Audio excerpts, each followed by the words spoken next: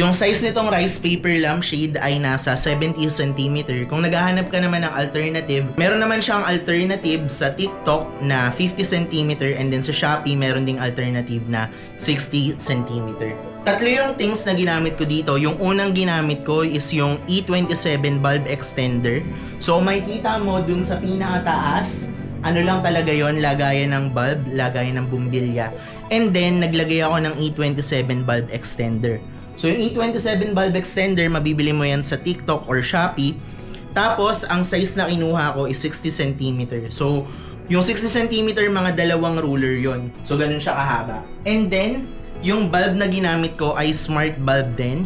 So gumamit ako ng smart bulb. Ang ginamit ko naman na smart bulb dyan ay Firefly smart bulb. And then after nun, tsaka ako naman kinabit tong rice paper lampshade. Ganda siya tingnan, malaki, and minimalist din kahit papano. Minimalist na maximalist kahit papano. And then, since Firefly smart bulb yung ginamit ko, nagpapalit-palit din yung kulay niya. So ito yung app na ginamit ko, tong Tuya Smart app. So pwedeng magpalit-palit yung kulay niya. So kunyari, pindutin ko to. So ako yung nag-decide na maging kulay orange siya. Kulay red, pwede rin. And then, pwede ko siyang patayin. Pwede ko rin siyang buksan. And then, pwede ko rin siyang i-edit sa gusto kong kulay. So, kung gusto kong ganyan, mapapalit-palitan din yung color niya. Yung darkness niya and lightness niya, pwede mo rin palitan. Sharpness ata yung tawag dito, I'm not sure.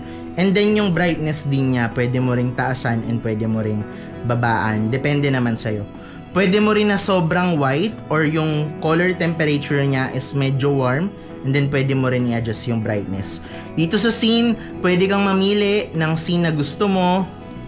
So ano na to, default ng Tuya Smart App. Default na to ng Tuya Smart App. Or pwede ka rin naman mag-DIY. And then, kung gusto mong isabay sa music, pwede rin naman. So, default na rin to ng Tuya Smart App. Tatlo yung ginamit ko. Gumamit ako ng E27 bulb extender, Firefly Smart Bulb, tsaka yung rice paper lampshade na 70 cm coming from IKEA, na meron namang alternative sa TikTok tsaka sa Shopee.